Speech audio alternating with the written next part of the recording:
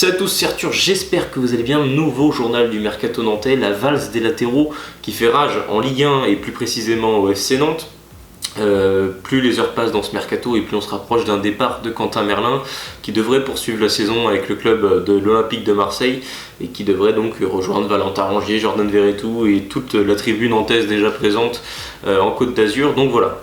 Merlin à l'OM, on s'en rapproche très fortement, donc c'est évidemment la grosse actualité actuellement du mercato en Ligue 1, c'est ce qui va engranger normalement pas mal de transferts aussi aux alentours.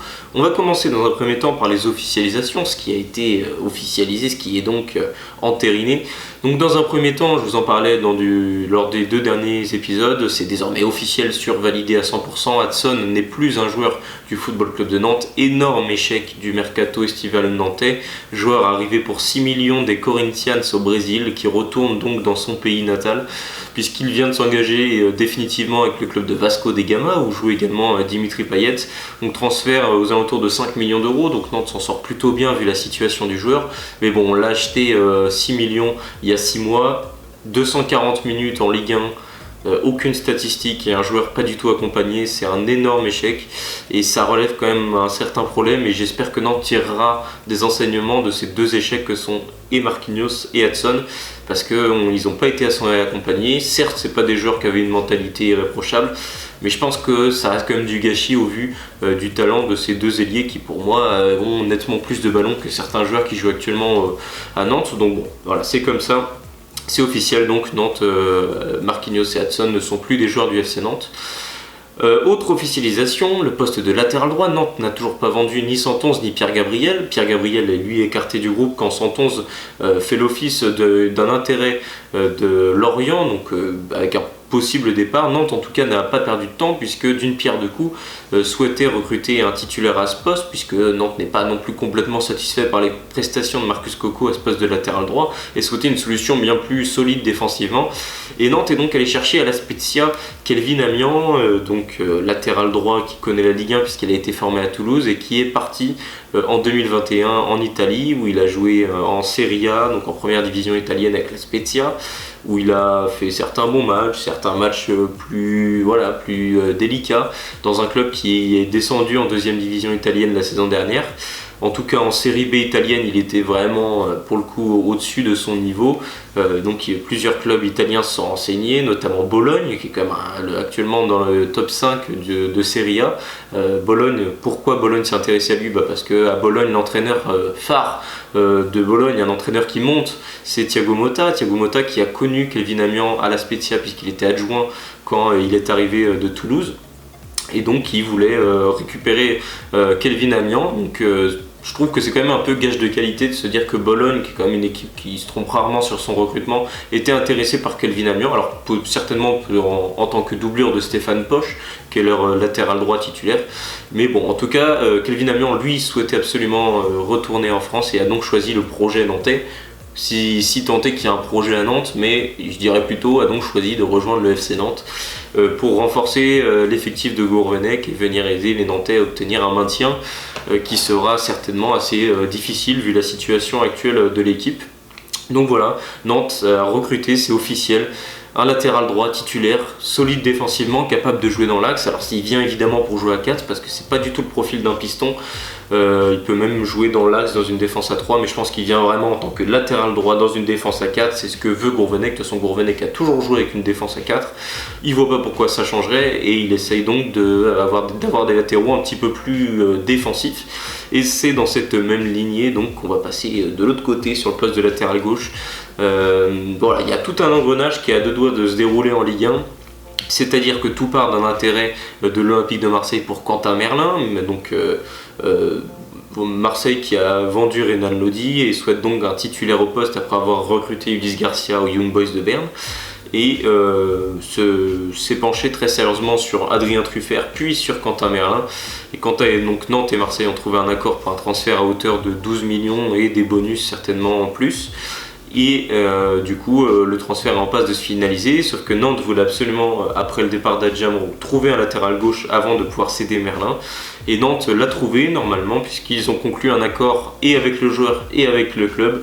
Massadio Haidara, donc qui ne jouait plus beaucoup avec Lens. Il a été titulaire seulement 6 fois cette année pour un total de 10 matchs, qui est un historique du RC Lens. Il a connu la Ligue 2, il a connu la Ligue des Champions avec le Racing, et donc il devrait rejoindre le FC Nantes, en tout cas à condition que Lens trouve également un remplaçant à Massadio Aidara, puisque Lens dans le même temps a résilié le prêt de Fetou Mawassa. Donc sur ce poste-là, Lens cherche un remplaçant, et donc si Lens trouve un remplaçant, il y a déjà quelques pistes, notamment Tcherny, le Tunisien de Laval, le jeune Tunisien qui joue au poste de piston gauche de Laval, qui est pisté et qui pourrait donc rejoindre Lens. Et si Lens du coup parvient à enfin débloquer ce transfert-là, ça engrangerait donc l'arrivée d'Aidara à Nantes et le départ de Merlin à Marseille. Donc tout un engrenage, c'est quand même assez drôle le mercato, comment tout dépend finalement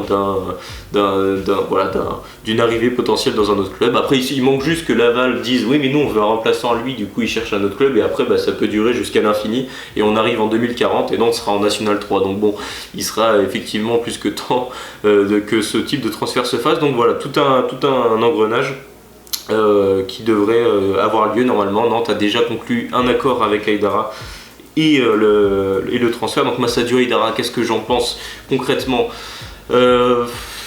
C'est un très bon joueur. À chaque fois que je l'ai vu avec Lens, j'ai trouvé qu'il était solide défensivement. C'est un vrai soldat, un vrai guerrier. C'est pas le joueur que tu vas remarquer en premier dans une équipe, mais il a vraiment fait le boulot avec Lens. Je trouve qu'il est malheureusement souvent blessé, qu'il fait quelques erreurs parfois. Malheureusement, c'est l'inconnu que j'ai, c'est à ce poste de latéral gauche, où finalement on l'a vu uniquement en sélection avec le Mali, parce qu'à Lens, moi j'ai quasiment toujours connu Lens comme jouant avec une défense à 5, avec 2 pistons. Donc je l'ai vu soit en tant que piston gauche, soit en tant que défenseur central axial gauche. Je l'ai souvent trouvé bon à ce poste-là. Donc voilà, 31 ans, c'est quand même, il a quand même un sacré CV, il a joué à Newcastle. Voilà, c'est quand même un bon joueur. Nantes a quand même voulu vraiment aller chercher un titulaire, et on le sent dans cette idée. Je trouve que ça demande confirmation. C'est un peu qui tout double, je trouve, ce type de pari. Ça peut rapidement tourner au flop, et derrière Nantes est dans une mouise pas possible, parce que la doublure à ce poste de latéral gauche, c'est Jean-Kévin Duverne, et c'est loin d'être une grande satisfaction. Donc derrière on se retrouverait vraiment sans plus aucun latéral gauche. Donc c'est vrai que c'est un peu risqué, mais si Aidara confirme, on aurait enfin un titulaire à ce poste-là, et on aurait surtout une ligne de 4 bien plus solide, puisque et Aidara et Kelvin Amiens sont des profils plus défensifs. On aurait également des doublures bien définies à chaque poste, même si c'est évidemment pas glorieux d'avoir Marcus Coco et Jean-Kévin Duverne en tant que doublure, mais bon, c'est comme ça. Au moins on aurait une hiérarchie qui est définie, et si en tout cas ces deux recrues s'imposent à ce poste-là, je suis sûr que la défense nantaise, il y aura beaucoup plus de liants, parce que je trouvais que les latéraux c'était un vrai problème. Coco et Merlin, qui sont deux joueurs qui ne sont pas latéraux de base, qui ne savent pas vraiment comment se positionner défensivement.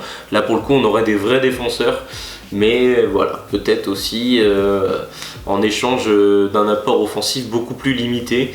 Voilà, on verra, en tout cas c'est comme ça, le transfert se font. Moi j'ai déjà donné mon avis dans l'ancien épisode sur le départ de Quentin Merlin. Je lui souhaite évidemment de prendre son envol et de briller de mille feux à l'Olympique de Marseille ou ailleurs, tout simplement, de réussir sa carrière. Je pense qu'effectivement, peut-être qu'à Nantes, on arrivait déjà à la fin d'un cycle pour lui. Donc voilà, c'est comme ça. Donc voilà, l'arrivée de Quentin Merlin à Marseille n'est plus qu'une question d'heures ou de jours. En tout cas voilà, Nantes, pour être sûr aussi d'essayer de valider ce coup-là en cas d'échec dans le dossier Aidara, si Lens ne trouve pas de remplaçant, Nantes active également d'autres pistes pour pouvoir faciliter ce transfert-là, notamment, je vais certainement très mal le prononcer, Bruno Onyomeaki, qui est un défenseur latéral nigérien de 24 ans de Boavista au Portugal. Donc voilà, c'est une piste parmi d'autres. Nantes a ouvert plusieurs possibilités pour remplacer Quentin Merlin. Ils ont été pour le coup assez réactifs à la situation. Et donc Bruno Onyomeaki, donc lui ça fait 2 saisons qu'il joue au Portugal. La première, il a été prêté par le club de Feirense, qui est un club qui joue en 2e division portugaise. Il était prêté à Boavista. Il a très bien performé en première division portugaise, donc Boavista a levé son option d'achat, et depuis le joueur performe. Il performe tellement d'ailleurs qu'il a été sélectionné pour la première fois avec le Nigeria pour disputer la CAN qui se joue actuellement en Côte d'Ivoire. Le Nigeria d'ailleurs de Moses Simon qui affrontera le Cameroun de Jean-Charles Castelletto en 8e de finale. Donc voilà, Bruno Onyomeaki qui dispute donc actuellement la CAN et qui fait partie d'autres pistes à ce poste de latéral gauche si Nantes ne parvient pas à officialiser la venue d'Aidara. Mais bon, à mon avis, ça devrait bel et bien être Aidara et Amiens qui devraient du coup être les prochains et futurs défenseurs latéraux du Football Club de Nantes. Donc voilà, la valse des latéraux voilà, qui bat son plein pendant ce mercato hivernal.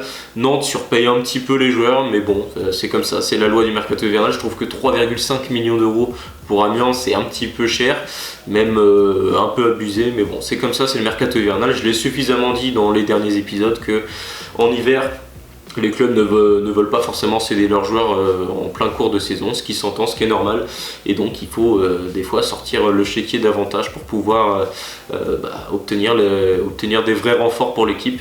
Espérons que Nantes ce soit vraiment le cas et qu'on ait vraiment des vrais renforts et des vrais joueurs qui viennent apporter un plus à cette équipe qui, je vous le rappelle, est quand même l'avant-dernière défense de Ligue 1, et ça c'est quand même un problème. Donc au moins il y a eu une réaction, on essaye quelque chose et espérons que ça marche. Il faut que ça marche, sinon Nantes sera en Ligue 2 tout simplement.